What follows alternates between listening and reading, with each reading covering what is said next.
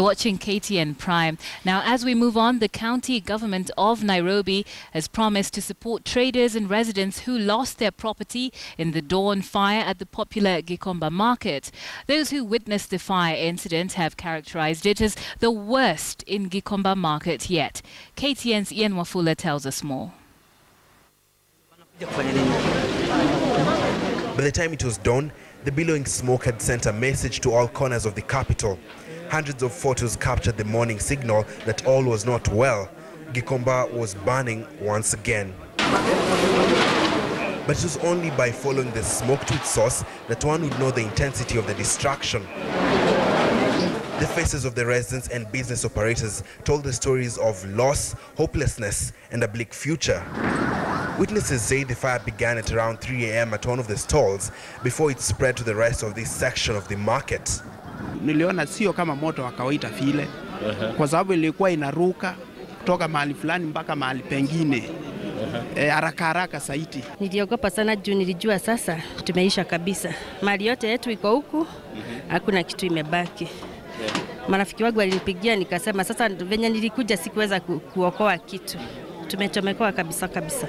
And while the entrepreneurs are counting their losses, others living by the markets were coming to terms with being homeless. Tunaishi hapa na hapa kote kumechomeka. Hakuna kitu tumerescue. For 19 years now. When the firefighters got to the scene, the damage was already done. Theirs was a tough time as they tried to contain the fire. Mimi naomba raia, hizi gari ziondoke, sisi tuachiwe moto wetu hive, mabati hive, iende chini, sisi wenyewe tutajua vile tutajitegemea. Manake hawakuji kusaidia chochote. Wangekuja saa hizo tuliwaita, angalau wangesaidia mahali. Authorities brushed aside speculation about arson. A certain stall whereby our officers received information that that fire started from that stall. We are withholding that information as at now. That one will form a basis of investigation. I think it is not purely accidental that we have too many fires here.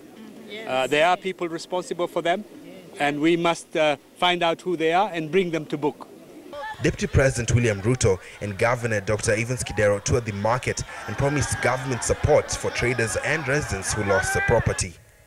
Kuanzia kesho, baada ya sisi kukabiliana na moto hii, vijana wa NYS na vijana wa Gikomba hapa wengine washirikiane, tutapanga mpango washirikiane waweze kusafisha sehemu hii yote, na wao ndio tutakaowatumia kujenga vibanda mpya hapa katika Gikomba. We are going to get a lasting solution. We are going to bring, tutajenga permanent structures ili tumalize maneno ya moto. Today's fire incident, which has been described by residents and business operators here as the worst ever witnessed in the history of Gikomba Market, was inevitable according to them. This is because they say the government has failed to listen to some of their concerns, which include poor lighting, congestion and insecurity within this general area. And they say that should these issues not be addressed, cases like these will continue and millions will also be lost.